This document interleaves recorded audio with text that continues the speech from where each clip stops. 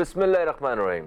अस्सलाम वालेकुम दोस्तों, मैं फ़हीम अब्बास आपको खुशामदीद कहता हूँ न्यूज़ कैफ़े में और उम्मीद करता हूँ कि आप सब खैरियत से हैं और आज के दिन का एक अच्छा सा आगाज़ भी कर चुके हैं।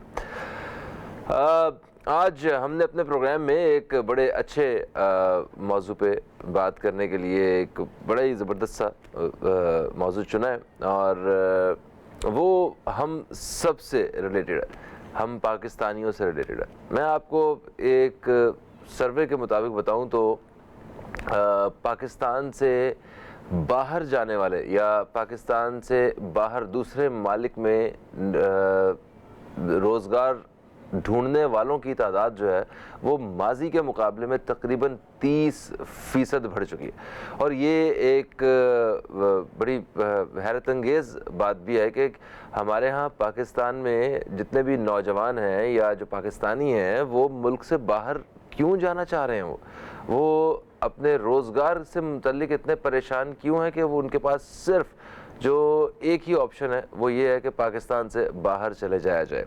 अच्छा, पहले होता था कि जो स्टूडेंट्स होते थे या जिन्होंने अभी प्रोफेशनल लाइफ को शुरू करना होता था तो उन्होंने प्लान किया होता था कि नहीं जी मैं तो बाहर ही जाना है, ठीक है। तो बट अब हमने देखा है कि जो यहाँ पे जॉब्स करते हैं, जो यहाँ पे कारोबार करते हैं, जो यहाँ पे सेटल्ड हैं, फैमिलीज़ वाले हैं, वो सब भी यहाँ से बाहर जाने का इरादा रखते हैं। अपनी सराउंडिंग में आप पूछते हैं, मैं अपने करीब बहुत सारे लोगों को जानता हूँ जिन्होंने जो अभी बाहर जाने के लिए पर तोल रहे और जो फौरी तौर पे नहीं जाना चाह रहे हैं या जो वर्किंग नहीं कर रहे हैं, किसी वजह से रुके हुए हैं, उनका फ्यूचर प्लान है कि वो कह रहे हैं कि हमने अगले कुछ सालों में यहाँ से मूव हो जाना है।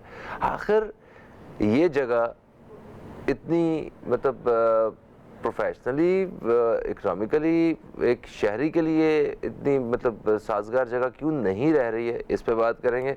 मेरे साथ स्टूडियो में मौजूद हैं एक मईशतदान जनाब मोहम्मद अकमल चौधरी साहब। आपको खुशामदीद, अस्सलाम वालेकुम, कैसे हैं आप? वालेकुम सलाम, अल्हम्दुलिल्लाह। आपकी दुआएं चल रही हैं जैसे कि हर वक्त और हमेशा चलती रहती हैं। अल्लाह करे हमारी दुआएं चलें। इंशाल्लाह। हमारी दुआएं चलना शुरू होगी, आप दोस्तों में कितने मज़े करवाऊंगा मैं, आपको पता नहीं है।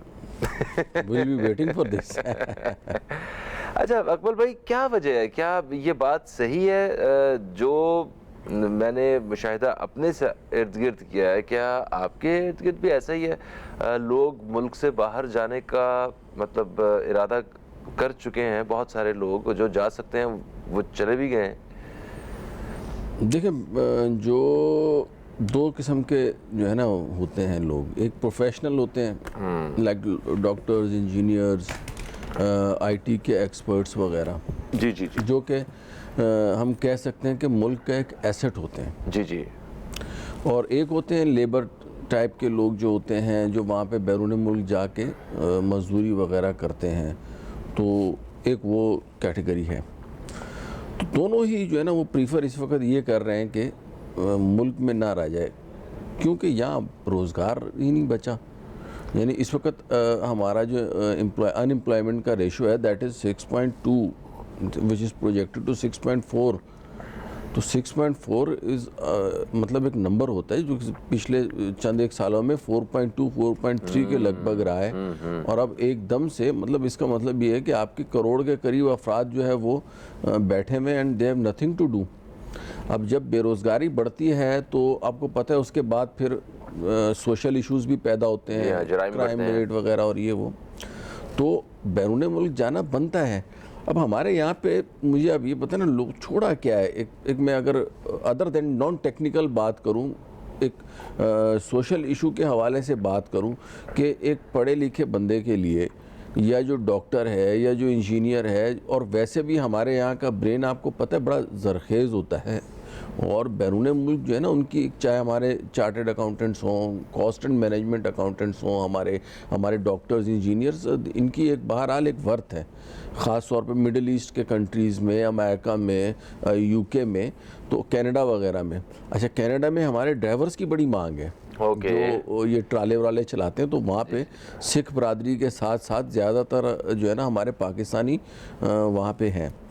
तो यहाँ पे बेसिकली अपॉर्चुनिटीज ही कुछ नहीं यूएई में छोड़ी बहुत सारे मतलब जितने भी टैक्सी ड्राइविंग का काम है वो पाकिस्तानी कर रहे हैं। एग्जैक्टली। इवन मैंने यूरोप में भी देखा है, उसमें पाकिस्तानी जो ड्राइविंग जो मतलब अगर बैरून मुल्क देखा जाए तो ज़्यादातर पाकिस्तानी जो है वो ड्राइविंग के शोबे से वाबस्ता है।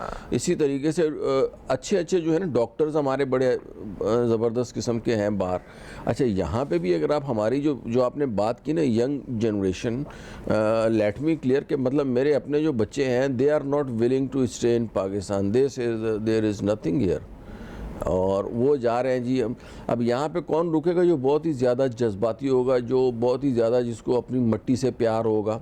तो वो मट्टी से याद आया कि टेबल पे मिट्टी पे ही नहीं, एक साहब थे, वो तकरीबन कोई 4-5 साल बाद जो है ना वो आए, तो आते ही उन्होंने जो है ना वो वतन की वो मट्टी को जो है वो चूमने की कोशिश की।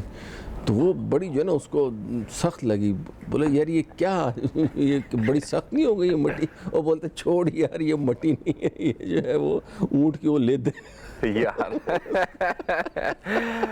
तो अब इस टाइप के लोग जिनको मतलब जो है वो यहाँ पे हमारे वतन से सिर्फ और सिर्फ पेट्रियाटिक किस्म के रहेंगे, जो प्रोफेशनल लोग हैं ना वो यहाँ से डेफिनेटली बाहर जाएंगे। दे हैव नथिंग हियर। गवर्नमेंट अगर इंस्टीट्यूशंस पब्लिक सेक्टर में जाए वहाँ सिफारिश चलती है, सिफारिश के बगैर होना नहीं है काम आपका। प्राइवेट सेक्टर में अंडर पेमेंट है, लोग पे नहीं करते। तो यहाँ पे मतलब वो रहता है या पेट्रियाटिक है या मजबूर है। अच्छा देखें, अगर कोई प्रोफेशनल है, लाजमी नहीं है कि या वो प्रोफेशनल हो सकता है या पेट्रियाटिक हो सकता है, ठीक है।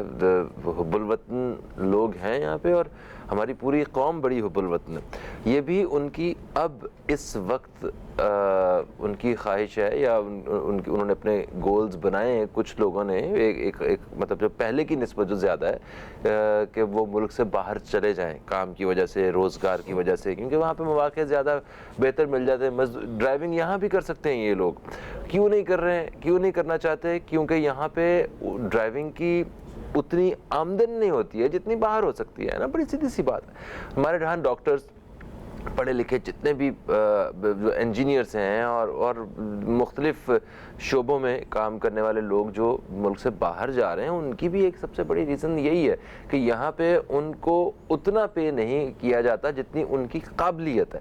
तो बाहर के ममालिक में काबिलियत के हिसाब से जब आपको पे किया जाएगा तो इसीलिए दुनिया भर से लोग वहाँ पे आके काम भी करते हैं। हम अकमल साहब से इस बारे में भी बात करेंगे कि पाकिस्तान में ये मौक़े कैसे बढ़ाए जा सकते हैं, और हमने कुछ सियासी जमातों के ओहदेदारों को और लीडरान को ये भी कहते हुए सुना था कि एक वक्त आएगा जब पाकिस्तान में लोग दूसरी दुनिया से आके काम किया करेंगे, रोज़गार के मौके ढूंढा करेंगे।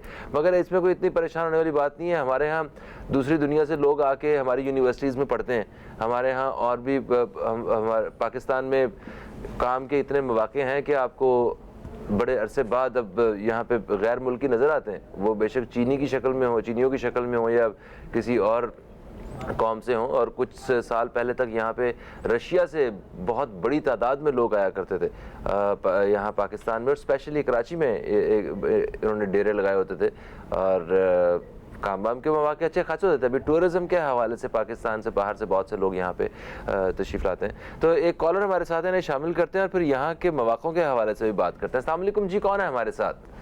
वालेकुम अस्सलाम फ़हीम भाई, रियाज खान बोल रहा हूँ मॉडल कॉलोनी कराची से। रियाज भाई, कैसी तबीयत है? अल्लाह का लाख लाख शुक्र है। फ़हीम भाई आप कैसे हैं? अल्हम्दुलिल्लाह अल्हम्दुलिल्लाह। भाई आपने तो प्लान नहीं किया हुआ मुल्क से बाहर जाने का? नहीं फ़हीम भाई, ये प्यारा मुल्क इस्लामी जमहूरिया पाकिस्तान, आई लव पाकिस्तान, और पाकिस्तान से बाहर जाके जो लोग जाते हैं मैं समझता हूँ कि वो मजबूरी के तहत जाते होंगे। कोई भी अपने माँ बाप को, बहन भाइयों को और इस जमीन को छोड़ के खुशी से नहीं जाता। बड़ी अच्छी बात। 80% लोग जो है वो मजबूरी के तहत जाते हैं, और 20% वो लोग हैं जो कहते हैं कि जी बस बाहर इंजॉय भी और बड़ा जो मुख्तलिफ है। लेकिन मैं समझता हूँ कि जो हमारे मजदूर तबका लोग जो जाते हैं, मैं जब हाजी अकबर पे गया तो मैंने वहाँ पे जब सऊदीया में हालात देखे तो भाई कहने का मकसद है कि जो लोग मजदूरियों के लिए वहां जाते हैं, तो मेरी उनसे ये रिक्वेस्ट है, चले इंजीनियर, डॉक्टर या ऊपर अपर लेवल के जो पढ़े लिखे हैं उनको तो चले अच्छी जॉब या अच्छी वो हो जाती है, लेकिन जो लोग ये जहां से जाते हैं मजदूरियों के लिए, उनसे मेरी यही रिक्वेस्ट है कि बराए मेहरबानी वो पाकिस्तान में रहें, और पाकिस्तान के अंदर बेशक अगर वो एक चिप्स का ठिया भी लगा लें तो मैं समझता हूँ कि वो रात को जो है आराम से 1500 से 2000 रुपया घर ले आएगा। अगर आप लोग दुबई या कहीं और मजदूरी करते हैं तो आप उसका रिशू लगाएं तो घर आप 40,000 रुपए, मैं कहता हूँ बहुत बड़ी बात है, 40-50 हजार रुपए वो घर भेज दे, और 2 साल के बाद जब वो अपने बच्चे के लिए आता है तो एक मोबाइल लेके आता है या गुड़िया लेके आता है, और 2 साल के बाद वो फिर 1 महीने के लिए चला जाता है, तो वो जो मोहब्बत है, वो जो लम्स है, वो उसके बच्चे भी मिस करते हैं और वो भी सारी। अब 20 साल जब वो गुजार के आता है तो उसका बेटा उसको पहचानता नहीं है, क्योंकि उसके लिए तो वो एक मोबाइल लाने वाला और एक गुड़िया लाने वाला शख्स होता है। वो जो मोहब्बत है वो वाली मोहब्बत नहीं रहती।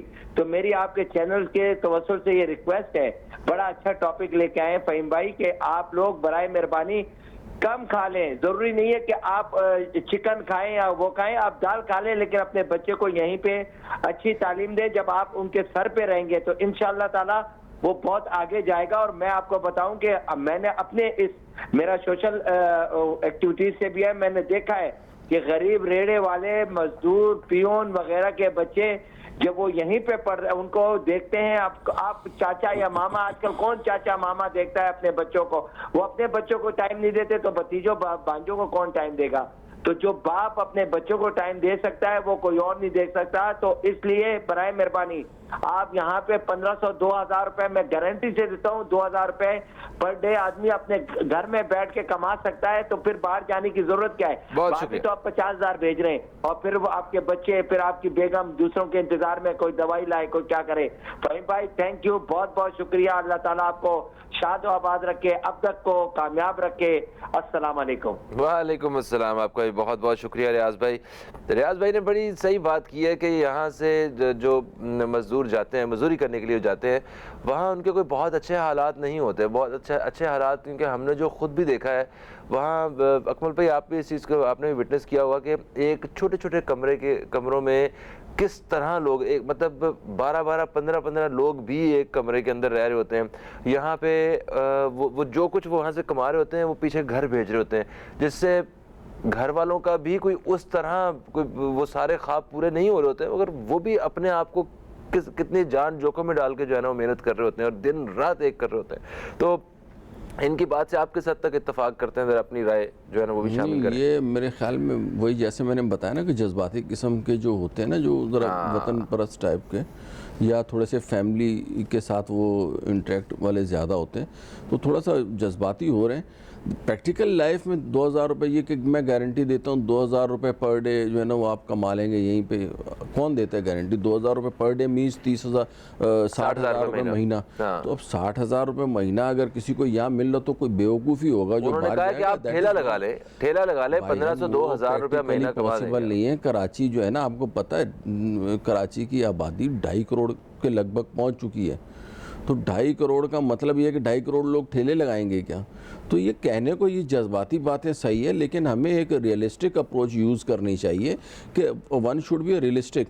Either we have to develop ourself, कि या तो हमें अपने आप को तरक्की देनी होगी, हमारी प्रायोरिटीज़ जो है ना वो कुछ और हैं। मुझे एक बात बताएं ना, हमारी इस वक्त गवर्नमेंट को देख लें आप, चाहे सियासत में ओपोजिशन है या हुकूमत है, तो उनकी क्या प्रायोरिटीज़ हैं। अभी तक ये जो नई हुकूमत आई है, आज के दिन तक इनका कोई एक डिसीजन मुझे बता दें जो कि मुल्क और कौम के फ़ायदे में हुआ। मतलब पहले जो हमारे लीडर जो मुजरिम करार दिए जा रहे थे, आज वो मुजरिम नहीं है। ओहो, मैं वही आपसे अर्ज कर रहा हूँ ना कि अब ये हुकूमत आई है, चलो पुरानी थी, इमरान खान की हुकूमत थी, वो बुरी थी, हमने भी मान लिया बुरी थी। अब इन्होंने पब्लिक के लिए क्या काम किया। अपने लिए तो NRO ले लिए इन्होंने, सारे के सारे वो बिल्कुल ड्राई क्लीन हो के बाहर आते जा रहे हैं। वो नैब वैब के सारे कानून भी ख़त्म हो गए सब। भाईजान आप लोगों ने अपनी आल औलाद सब कुछ जो है ना उसको पाक साफ़ कर लिया है। आप लोग जो है ना वो इंटरनेशनल जो है वो भी हो गए, क्या कहते हैं, सादिक और अमीन। लेकिन यहाँ पे पब्लिक जो है ना वो बेचारी हो गई है मस्कीन, खुद बन गए सादिक और अमीन। तो यार आप इस मस्कीन पब्लिक का भी तो कुछ सोचो ना। पब्लिक के इस वक्त 250 रुपये लीटर जो है ना पेट्रोल और ऑयल की प्राइस है, 74 रुपये $75 पर बैरल के ऊपर इंटरनेशनल प्राइस आई हुई है। ये कर्जे कौन खा गया मुल्क के? हम लोग खा गए। हमने खाए हैं क्या कर्जे इस मुल्क के हम दें?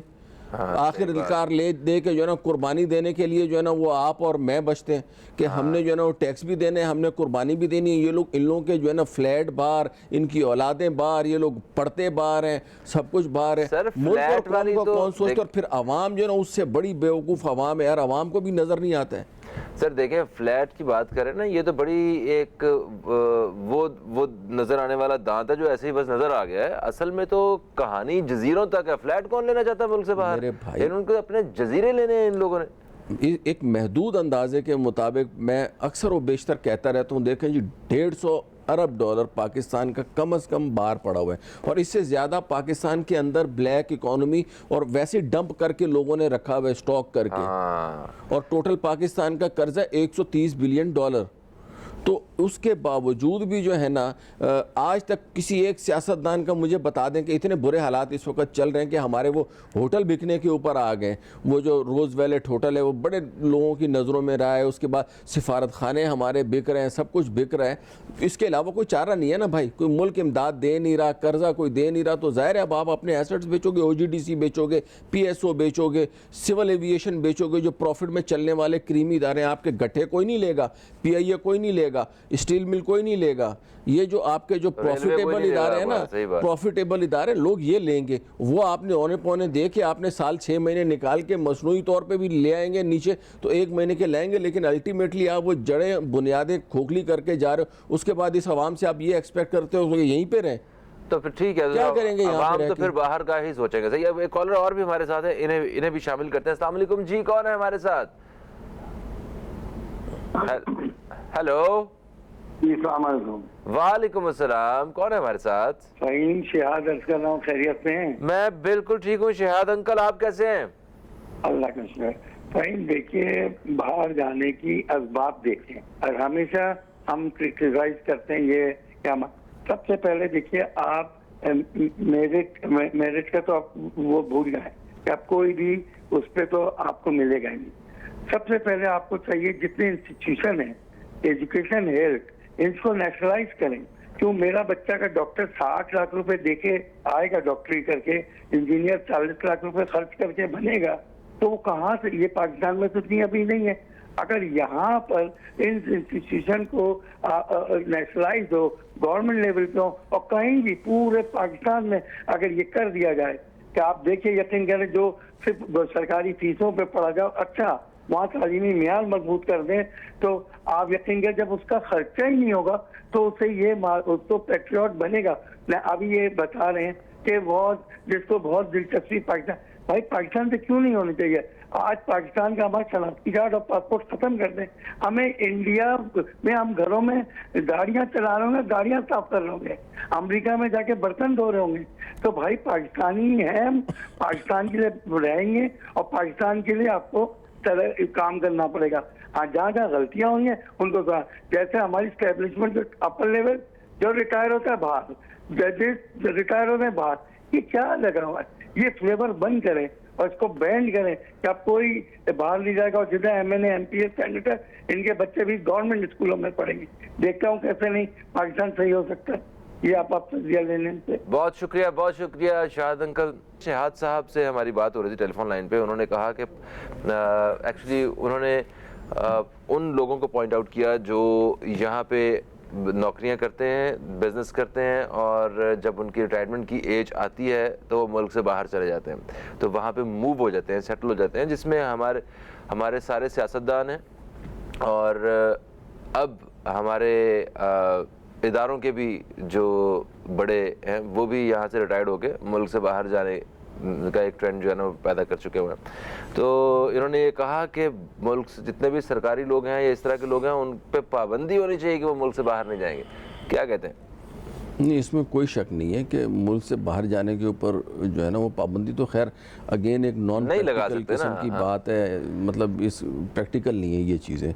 आइडियली तो इसको हम कहा जाए कि जी सरकारी कर दें और ये करें, दीज आर मतलब बातों की हद तक तो बहुत अच्छा जज्बात लगता की है, हद मैं तक तो बोलता सही है, रहूँगा, आप सुनते रहोगे, आपको भी अच्छा लगेगा, मुझे भी अच्छा लगेगा, but these are not practical things. One should be realistic. होता ये है कि जो अच्छे पढ़ने वाले बच्चे हैं, जो मतलब वाकई मेरिटोरियस बच्चे हैं, उनकी विद इन दी कंट्री भी कदर है और बाहर भी कदर ठीक है। है। और ये बाहर के ममालिक वाले ऐसे बच्चों को खुद ही उठा लेते हैं, ऐसे ब्रेन्स को उन लोगों ने ऐसे मतलब ये सिस्टम्स वगैरह बनाए हुए हैं कि जी स्कॉलरशिप देंगे, फ़लाँ जगह पे अप्लाई किया, फ़लाँ जगह पे अप्लाई किया, और कर रहे हैं वहाँ पे, और वो मुल्क और कौम का नाम रोशन कर रहे हैं। मतलब हम क्यों इस तरह सोच रहे हैं कि जी बैरून मुल्क जाना कोई गुनाह कबीर है? भाई अगर कोई एक बंदा बैरून, आपको पता है इस वक्त पाकिस्तान की एक्सपोर्ट से ज़्यादा फॉरेन रेमिटेंसेज हैं। आज के दिन की मैं बात कर रहा हूँ, पिछले साल जो है ना हमारी एक्सपोर्ट्स कम थी, फॉरेन रेमिटेंसेस ज़्यादा थी। तो ये अगर बाहर जाके रेमिटेंसेस करेंगे तो ये एक सोर्स ऑफ इनकम है। ह्यूमन कैपिटल की एक टर्म यूज़ होती है बाकायदा, ये एक एसेट है। जिस तरह आपके स्टील मिल एक एसेट है, जैसे आपका मतलब दीगर इदारे एक एसेट है, human capital is an asset and we have to save this asset. और इसको अगर बैरून मुल्क जाके सिर्फ हमारा नुकसान उसमें पता है क्या होता है? देखें कि अगर अच्छे अच्छे ब्रेन, चाहे इंजीनियर, सॉफ्टवेयर डेवलप, ये सारे अगर बाहर चले जाएंगे तो हमारे पास कमी वाक़या हो जाएगी। तो हमें ऐसे लोगों को रोकना चाहिए जो मुल्क और कौम के फ़ायदे में काम कर सकें, जैसे डॉक्टर AQ खान लेबॉर्ट्रीज़ में काम कर सकें, स्पार्को में काम कर सकें, दूसरी जगहों पे काम कर सकें, ताकि हमारा अपना मुल्क भी टेक्नोलॉजिकली जो है वो एडवांसमेंट की तरफ जाए। ये ठीक है, लेकिन उसके लिए आपको कंपेटिटिव इन्वायरमेंट देना होगा ना। अगर वहाँ पे एक बंदे को ऑफर जितनी सैलरी हो रही है उतनी हमें यहाँ पे ऑफर करनी पड़ेगी, ऑफर करेंगे तो वो रुकेंगे, अदरवाइज दे विल नॉट। अच्छा, यानी कि किसी कानून के तहत आप नहीं रोक सकते, आप उनको सिर्फ उनकी काबिलियत के मुताबिक आप उनको यहाँ पे मुआवजा उतना दें कि वो रुक जाएं। और ये बात सही है कि अगर बाहर कोई 2 लाख कमा रहा है तो वो पाकिस्तान में अगर उसे 1 लाख मिल रहा है तो पाकिस्तान को प्रेफर करेगा, क्योंकि यहाँ पे उसकी फैमिली है, उसका मुल्क है। हम पाकिस्तान से बाहर काम वाम के लिहाज से जब भी गए, मैं यूरोप भी मैं गया हूँ बहुत सारे कंट्रीज़ में, और उसके अलावा भी बहुत सी जगहों पे गया हूँ, मैंने देखा है कि वो जब हम लोग जाते हैं वहाँ पे, तो वहाँ पे रहने वाले पाकिस्तानी जो हैं, ओवरसीज़ पाकिस्तानी, वो हम लोगों को इस तरह देख रहे होते हैं ना, ऐसा लगता है कि यार आप मेरे मुल्क से आए। मतलब कि वो इस कदर उनके अंदर जो है ना वो जो वतन से दूरी है वो हमें नजर आ रही होती है। वो किस तकलीफ में होते हैं, उनका बस नहीं चलता, वो सारा कुछ छोड़ के वो मुल्क वापस आ जाएं। ये बाहर वाले लोगों की मैं बात कर रहा हूँ, ठीक है, जहाँ कई तो बीच में जो है ना वो अताउल्ला का गाना लगा देते हैं कि तुसा को मान वतना दाते असा यार परदेसी। अताउल्ला ने भी ऐसे वास्ते गाया है गाना। नहीं तो मतलब वाकई बाहर जो है ना वो लोग इतने ज्यादा वो खुश, ठीक है पैसा है उनके पास घर होगा अपना वहाँ पे, उनके पास गाड़ी होगी, उनके बच्चे वहाँ पे अंग्रेजी स्कूल में पढ़ते होंगे, अंग्रेजियाँ बोलते होंगे बच्चे उनके, और हो सकता है किसी गोरी वोरी से शादी भी हो गई हो, मगर वो वापस वतन ही आना चाहते हैं, है ना। हाँ, अब ये आपने यहाँ पे एक और हिडन नुक्ता उठाया है। हाँ। पता है हमारी मशरकी रिवायात में कई ऐसे लोग जो बैरून मुल्क सेटल हो चुके हैं, ख़ास तौर पर वेस्टर्न कंट्रीज़ में, उनका सबसे बड़ा मसला ये है कि जैसे जैसे उनके बच्चे ग्रो करते हैं वो फिर वेस्टर्न इन्वायरमेंट से इन्फ्लुएंस में होते हैं। और आपको पता है वहाँ का जो माशरा है और हमारे यहाँ का जो माशरा है उसमें ज़मीन आसमान का फ़र्क है। वहाँ पे आपको पता है मादर पिदर आज़ादी है, ड्रेसिंग के हवाले से, रिलेशनशिप के हवाले से, शादियों के हवाले से। तो ऐसे पेरेंट्स को मैंने देखा कि अक्सर फिर वो जो है ना वो बच्चों की वजह से बड़े परेशान होते हैं, कई वहीं घुल मिल जाते हैं, लेकिन ज़्यादातर लोग जो है ना वो उनको इस तरह के सोशल इशूज़ फेस करना पड़ते हैं। नंबर 1 ये वेस्टर्न कंट्रीज़। दूसरा जो मसला पेश आता है वो आता है ये जो हमारे अरब ममालिक है, मशरिक़ वस्ता के, वहाँ पे एजुकेशन है ही बहुत महंगी। हाँ। वहाँ पे मतलब they can not afford the education, तो नॉर्मली फिर वो फैमिलीज़ को वहाँ रखते ही नहीं है, ज़्यादातर यहाँ पे ट्रांसफ़र कर लेते हैं, या जिनको फिर विद एजुकेशन वहाँ पे उनके पैकेज में इंक्लूड होती है। हाँ। तो वो लोग उनको वहाँ पे रखते हैं। तो ये 2 बड़े की फैक्टर्स हैं इन एडिशन जो बाहर जाने वाले लोग हैं। लेकिन अगेन सबसे मेन फैक्टर यही है कि आपको कंपेटिटिव जो है ना उनको प्राइसेस या कंपेटिटिव सैलरीज ऑफर करनी पड़ेंगी if you want to restrict them here, otherwise you have no option कि वो जाएंगे हमारे यहाँ से बाहर और हमारे मुल्क की तरक्की में हम किसी को रोक नहीं सकते हैं, रोक बिल्कुल नहीं सकते हैं। एक कॉलर हमारे साथ है, शामिल करते हैं। अस्सलाम वालेकुम जी, कौन है हमारे साथ? Thank you so much. Okay sir, देखें बहुत सारे कंट्रीज तो ऐसे हैं जहाँ पे आप अपनी सारी ज़िंदगी लगा देते हैं और आपको शहरियत भी नहीं मिलती है। अगर शहरियत भी नहीं मिले तो फ़ायदा इतने साल लगाने का। आप देखेंगे जितने लोग यूएई में थे या दुबई में अगर जो काम करते हैं वो 20-20 साल से 25-25 साल से रह रहे हैं, और अब हमने देखा कि वो वहाँ से आगे मूव कर रहे हैं। भाई किस चक्कर में? इस वजह से कहते हैं हम इतने साल से अपने मुल्क से बाहर हैं, ना अपने मुल्क के रहे हम, ना यहाँ के, यहाँ की भी नेशनैलिटी नहीं मिल रही है, तो हमें वो आगे जो है ना वो कनाडा में या ऑस्ट्रेलिया में, अमेरिका में या यूरोप में किसी कंट्री में, वहाँ का उन्होंने अभी रास्ता नापना शुरू किया। तो इस बारे में क्या आपके अपने विचार हैं? देखिए, अरब ममालिक की जो है ना, ख़ास तौर पे सऊदी अरब या ये जो मुत्तहिदा अरब अमारात, कतर, इस बहरीन वगैरह, तो ये लोग नॉर्मल परमानेंट रेजिडेंसी नहीं देते, क्योंकि ये लोग वो इजराइल और फ़लस्तीन में जो है ना वो अंजाम देख चुके हैं। वहाँ पे भी यही हुआ था ना कि परमानेंट रेजिडेंस। तो होता ये कि नॉर्मली इवन अगर हम बात करें तो या हमारे यहाँ पे कश्मीर की अगर बात करें तो वहाँ पे Pakistani cannot buy property, वहाँ वाले यहाँ ले सकते हैं, यहाँ वाले। तो उसकी वजह यह है कि ज़ाहिर है ऐसे ऐसे लोग पड़े हुए को वो वहाँ पे प्रॉपर्टीज़ परचेज़ करेंगे तो आबादी का जो तनासुब है वहाँ पे वो चेंज हो जाएगा, ठीक है ना। तो same is the case with, तो वो उनकी एक अपनी इंटरनल पॉलिसी है मुत्तहिदा अरब अमारात या इनकी, कि वो नहीं इस तरह की चीज़ों को अफोर्ड करते कि हमने परमानेंट रेजिडेंस किसी को नहीं देनी। ऑन दी अदर हैंड वहाँ पे ऑस्ट्रेलिया हो गया या कनाडा, अमेरिका, यहाँ पे पॉपुलेशन भी कम है, यहाँ पे अपॉर्चुनिटीज़ ज़्यादा है, टेक्नोलॉजी इतनी आ गई है कि ज़मीन ज़्यादा पड़ी हुई है और आबाद करने वाले कम है, काम ज़्यादा है, करने वाले कम है। अभी इस वक्त रिसेशन, बच्चे भी पैदा नहीं करते बहुत से मुल्कों में लोग, तो वो आबादी भी इतनी ज़्यादा नहीं होती, आबादी भी नहीं है, तो वो लोग फिर इस तरह की चीज़ें ऑफर करते हैं कि जी दूसरे मुल्कों से अच्छे लोग मंगवाएं। अच्छा, एक वक्त था जैसे आपने बात की कि यहाँ पे हमारे यहाँ पे भी लोग आते थे। मुझे तो याद है कि ये सदर की ज़ैनब मार्केट हो गई, आप तो इस वक्त खैर छोटे हो गए बहुत, सदर की ज़ैनब मार्केट में जो है ना वो बाकायदा गोरे वोरे जो है ना वो आके घूमते थे, और हम भी खैर उस वक्त यंग थे। तो आप यकीन करें, यंग है आप अकमल भाई, किन चक्कर में आते हैं, बात ही बदल दिया। नहीं, वहाँ पे तो देखते थे हम लोग, क्योंकि वहाँ पे वो पेंटे लेने अक्सर जो है ना वो आते रहते थे। लेदर की बड़ी प्रोडक्ट्स जो हैं वो लेके जाते थे, रशिया में सर्दी होती थी। मतलब फिर आप भी हमारी उम्र के? मैंने सुना है, मैंने बुजुर्गों से सुना है, अभी जिस तरह अभी सुन रहा हूँ एक बुजुर्ग से। अच्छा, ये कॉलर हमारे साथ है, शामिल करते हैं। अस्सलाम वालेकुम जी, कौन है हमारे साथ? हेलो, अस्सलाम वालेकुम। वालेकुम अस्सलाम, कौन है हमारे साथ? जी, मिसेस हमीद, लाहौर से। मिसेस हमीद, कहाँ से कॉल किया आपने? लाहौर से। लाहौर से। क्या कहेंगी मिसेस हमीद आज के मौजू के हवाले से? जनाब, सबसे पहले तो I congratulate you for choosing such a nice topic. Thank you. ऐसे लगता है आपने हम सबके दिल की बात जो है ना वो आज किसी के सबके सामने पेश कर रहे हैं। तो बात ये है भाई कि मेरी फैमिली यूनाइटेड स्टेट्स में ऑन वेरी गुड जॉब, लेकिन मैं खुद भी गई थी वहाँ पे और मुझे यूनिवर्सिटी ऑफ जॉर्जिया में जॉब मिली, लेकिन मैं यहाँ पे फेडरल गवर्नमेंट एम्प्लॉय थी स्पेशल बच्चों के साथ, लेकिन I came back to be very honest कि हमारे मुल्क में जैसे अंग्रेजों ने कहा था ना, this is a great Indus basin जो पूरे दुनिया को गला सप्लाई कर सकता है, क्या चीज नहीं है हमारे मुल्क में। लेकिन कमी किस चीज की है?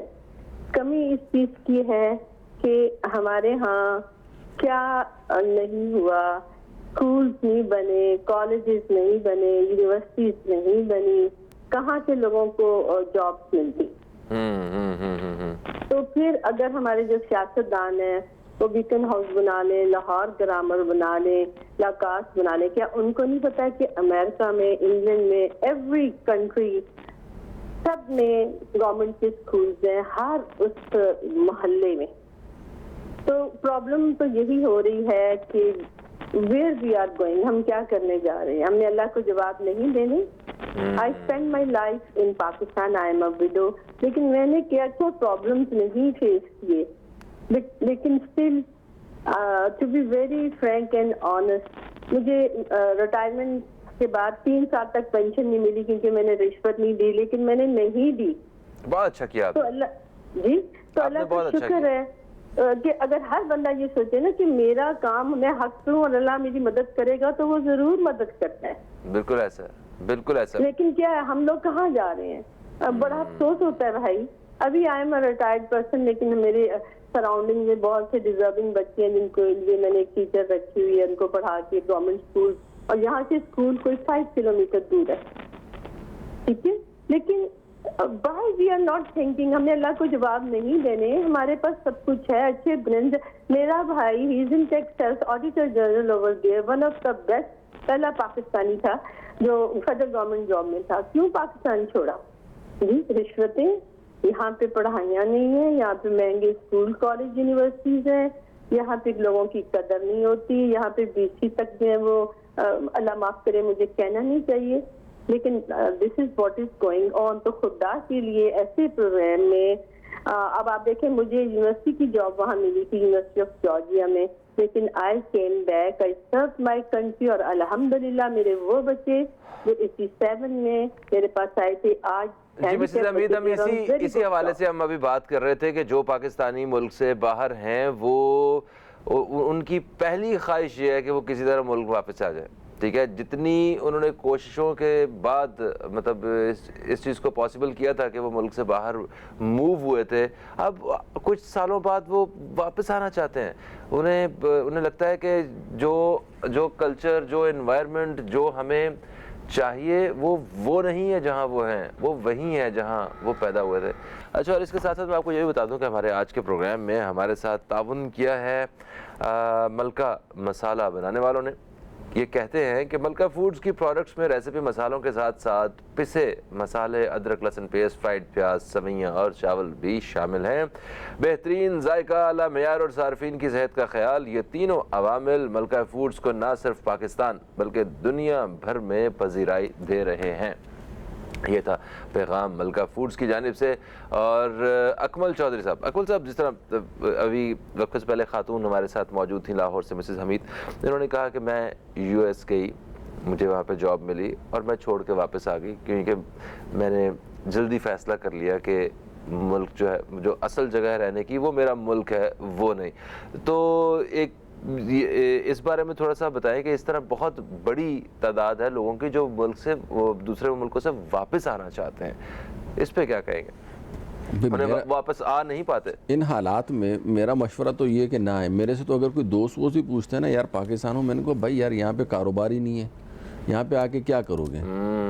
पहली या तो ये कि फिक्स डिपॉजिट में अगर कोई पैसे वैसे हैं तो रखवाओ, फिर खरीदो और अल्लाह अल्लाह करो, ये हो सकता है। अदरवाइज इस वक्त जो हालात राइट नाउ, सूद के पैसों में क्या अल्लाह अल्लाह करवा रहे हैं आप? मैं वही कह रहा हूँ, लेकिन इकोनॉमी की जो इस वक्त पोजीशन चल रही है, फॉरेन डायरेक्ट इन्वेस्टमेंट आपकी ना होने के बराबर है। चंद मिलियन पर मंथ जो है ना वो आपकी जो है ना फॉरेन डायरेक्ट इन्वेस्टमेंट आ रही है। अच्छा, उसके बाद वहाँ से भी वो जो लोग आ रहे हैं तो वो आके बेचारे काम कम करते हैं, लूट ज़्यादा जाते हैं। वो यहाँ पे फिर वो नौटंकी, या तो कोई रिश्तेदार मिल जाते हैं, वो लूट वूट के खा जाते हैं उनको, जो ज़्यादातर केसेस मेरी नॉलेज में आए हैं।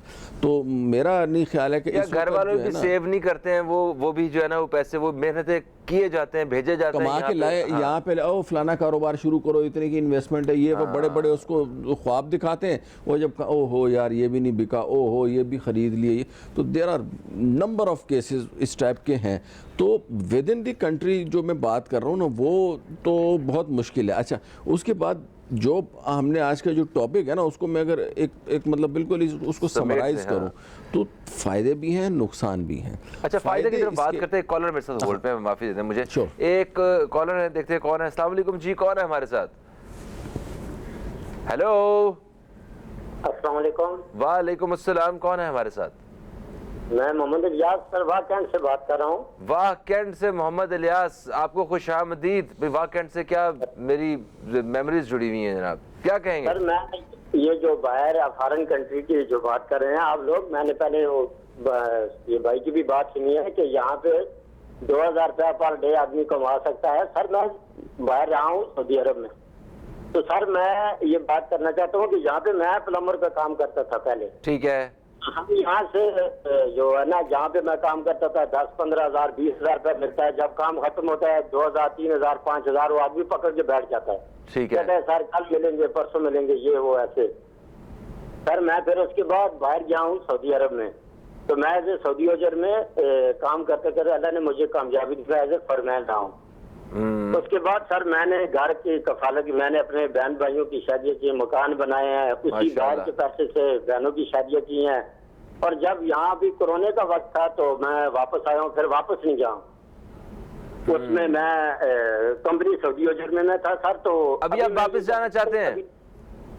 अब मैं जाना चाहता हूँ, लेकिन जहाँ पे मैं अप्लाई करता हूँ कहते हैं कि आप अब रह जाएं। सर मैं जो फॉरमैन हूँ, एज जो है ना वो फॉरमैन जो आदमी बनता है तजर्बे से बनता है। ठीक है, ठीक है, thank you so much, thank you so much Ilyas साहब। हमारे पास वक्त थोड़ा सा कम है सर, वक्त कम है। हम अब बात करते हैं वो जो फ़ायदे वाली बात कर रहे थे कि जितने भी लोग बाहर जाते हैं, अगर जा रहे हैं तो उनका फ़ायदा है। फ़ायदा किस सेंस में है कि पाकिस्तान को रेमिटेंस आ रहे हैं, पाकिस्तान को जो डॉलर्स में पैसे आते हैं और उससे पाकिस्तान का फ़ायदा है। उससे इकोनॉमी में भी जो है ना वो ज़ाहिर है, जब वहाँ से पैसा आता है तो यहाँ पे वो इकोनॉमी में इनपुट होगा, तो यहाँ के अल्टीमेटली लोगों के लिए भी फ़ायदा है जो बैरून मुल्क से रेमिटेंसेज आती हैं। अच्छा, उसके बाद जो है दूसरे लोगों के लिए भी अपॉर्चुनिटीज़ क्रिएट होती हैं कि अगर वो एक बंदा बाहर जाएगा 2 रिश्तेदारों को और बुला लेगा। तो ओवरसीज़ ऐसा नहीं है कि जाना कोई गलत। 1 करोड़ के लगभग पाकिस्तानी है और सिर्फ 2 से 3% तो इंडियन अमेरिका की आबादी का टोटल वो है इंडियंस हैं। तो मकसद कहने का ये कि बाहर जाना, अब्रॉड जाना बुराई नहीं है। सिर्फ उसमें जो मसला आता है वो ये आता है कि जो अच्छे दिमाग हैं जिनकी हमें ज़रूरत है वो हमारे पास रहने चाहिए, ताकि हमारे भी जो है ना वो तरक्की के कोई ना कोई रास्ते जो है वो मतलब हमवार हो सके। ये नहीं है कि सारा की सारी क्रीम चली गई बाहर और यहाँ पे रह गए खाली दिमाग बैठे में कि दिन को सोए में, रात को 2-4 नेटफ्लिक्स पे फिल्में देखी, फिर सो गए उठ गए। कोई भाई, बड़ा भाई बाहर है वो कमा के भेज रहा है, या छोटा भाई बाहर है बाकी सारे घर वाले खा रहे हैं।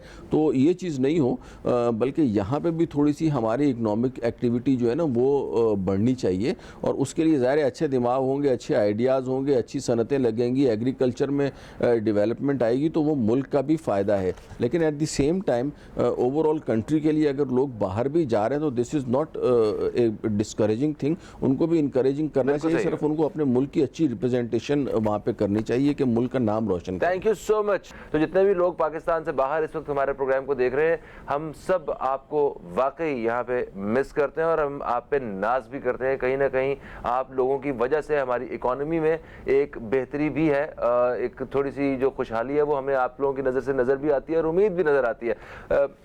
हमारे प्रोग्राम के बारे में अपना फीडबैक हमारे फेसबुक पेज www.facebook.com/newscafe पे जरूर दीजिएगा। फ़हीम अब्बास और न्यूज़ कैफ़े की टीम को दें इजाज़त। खुदा हाफिज़। पाकिस्तान जिंदाबाद।